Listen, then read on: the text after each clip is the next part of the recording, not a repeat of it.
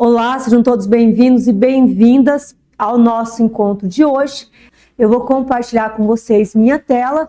Eu vou trazer alguns pontos relacionados ao conteúdo e vou trazer alguns elementos em exercício. Vamos lá? A gente vem destacando as emoções hipotônicas, que elas são depressoras, elas reduzem o tônus muscular. As emoções hipertônicas, elas ampliam o tônus muscular. Você pode ver uma pessoa que está ali emocionalmente mais fragilizada, uma criança mais fragilizada emocionalmente, ela é mais reprimida, acanhada, fisicamente assim. Quando ela está mais motivada, ela já abre o braço aqui, já fala, cheguei, estou tomando conta desse território, porque esse território aqui é meu. Então, nas emoções hipertônicas, você chega com autoridade. É igual amanhã. Amanhã é dia da prova. Chegou na sua prova, você chega como? Com autoridade. Senta na cadeira, se posiciona com autoridade para fazer sua prova. Não se posiciona desse jeito. Não se posiciona como uma entrega. Porque o tônus muscular afetado diminui a sua percepção. Tenreiro 2009. Destaca as principais características dentro do comportamento emocional com relação ao contagioso. Então, uma criança sendo alfabetizada, a felicidade contagia. Uma criança que está escrevendo, que está lendo, que está aprendendo a se comunicar com o grupo dentro de uma perspectiva de letramento. Porque o letramento ela já vem, ela não é uma tábula rasa. Ela vem para a escola, ela já vem com uma história. Então, nesse sentido, essa relação com as pessoas, com a plateia, ajuda também a aumentar e fazer da emoção. Reduzir ali o funcionamento cognitivo, pois emoções e razões são dimensões antagônicas. Então, quando nós falamos sobre essa relação, dentro de um processo, uma é a base da outra. O grau de emoção será sempre mais forte quanto maior for a inaptidão ou a imperícia da pessoa perante a necessidade. Então, se você não estudou, por exemplo, quem não estudou, amanhã quando chegar na prova, vai ter uma emoção diferenciada da de vocês. Porque a pessoa vai falar assim, vai ficar nervosa, ansiosa, porque não se preparou, então tende a ser mais forte. Dentro das teorias afetivas, nós temos o primeiro estágio emocional, que é de 0 a 1 ano, nós temos o segundo estágio, que é relacionado ao sensório motor e projetivo, que é de 1 a 3 anos. A gente começa a indagar os movimentos corporais, o contato, o toque, como a criança se vê.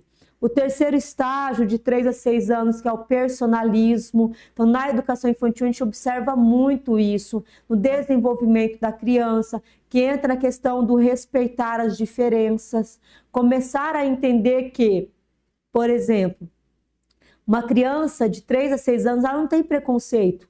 O preconceito ele vai sendo inserido a partir do convívio. Então, ela começa a entender bem as questões da oportunidade de expressão a essas diferenças.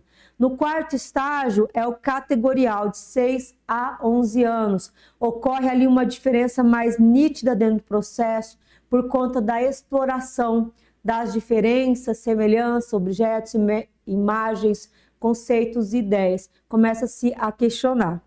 No quinto, é a puberdade e a adolescência, dos 11 anos em diante. Aqui nós temos uma fase bem marcada, né? De maneira mais clara e precisa, um reconhecimento da singularidade, porque a criança, o adolescente, ele entra nessa fase, entende que ele é único, entende o processo de autonomia, começa a entender os seus sentimentos próprios, e aí começa um confronto e autoafirmação. Gente, isso aqui acontece, né? Todo mundo já conviveu com adolescente. Quem não dá aula para pré-adolescente, quem não tem um pré-adolescente em casa, sabe que isso aqui é desafiador, mas é da idade, porque está no processo de formação, mediante ações de confronto e autoafirmação. Então, existe aqui essa conexão, porque ele precisa se reafirmar dentro do processo. Zona do desenvolvimento proximal, um papel importante para a compreensão adequada dessa relação de desenvolvimento. Então, qual é o conceito de ZDP? É a distância entre, presta atenção, Zona de desenvolvimento proximal. Zona de desenvolvimento proximal. É o quê? É a distância entre, presta atenção, o que a criança consegue fazer de forma independente e o que ela consegue realizar de forma assistida ou com o auxílio do professor, pais ou outra criança em um nível de desenvolvimento mais avançado. Então, quando nós falamos das DDP, é justamente esta conexão, o nível de desenvolvimento potencial. Então, essa capacidade da criança conseguir ali se desenvolver de forma independente. Então, quando eu tenho o desenvolvimento potencial, eu vou ter essa independência, mas ainda tenho a presença de adultos ou companheiros nesse processo. Mas a zona de desenvolvimento é essa distância entre o que ela consegue fazer sozinho e o que ela faz de forma assistida. É justamente esse intervalo.